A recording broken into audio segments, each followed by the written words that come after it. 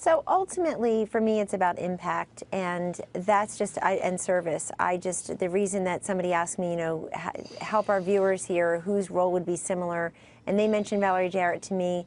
Also, Karen Hughes had this title for George W. Bush, and Mies had this title for President Reagan. But I think what's most important is what your role ends up being for that particular president. And I'm there to serve President Trump however he sees best and most appropriate and most impactful. I mean, much more than the glory and the prestige, you've got to have impact. And that's why it took me a while to understand where I could help him best. I think that outside political superstructure is an incredibly important operation in terms of defending against what you just mentioned, Joe, which is a somewhat hostile press in some ways, but also as ridiculous skeptics who refuse to even let him form his government and start pushing through his legislation. This man won. He's the president. He's a master communicator and master connector with people. He's brilliant, obviously successful man and thinker, businessman and thinker. And I want to be there inside to help him achieve, he and the rest of the senior team help achieve these legislative goals very quickly and very smartly.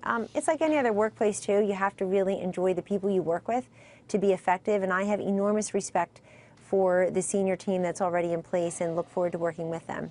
We know a lot of the cabinet already on this show. Very familiar with Peter Navarro, for example, and others.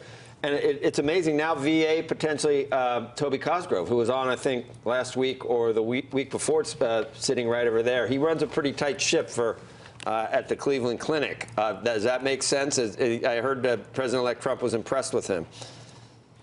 Toby Cosgrove is incredibly impressive. I know they had a fabulous meeting down in Palm Beach where the president-elect is working nonstop. There are other people who are in the mix for VA. I, have even told the president-elect it's such an important appointment for him. They all are, but he has made this such a centerpiece of his campaign and will of his presidency, Joe, where he's way out there saying that, hey, who are we as a nation if we can't take care of our veterans? And who are we if we're allowing them to die waiting for care in these VA hospitals? We just can't have it. It's flabbergasting.